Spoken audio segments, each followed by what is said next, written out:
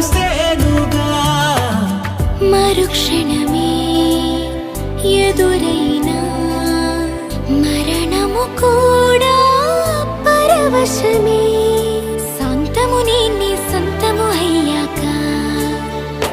చెమ్మ చేరేటి చెక్కిళ్ళను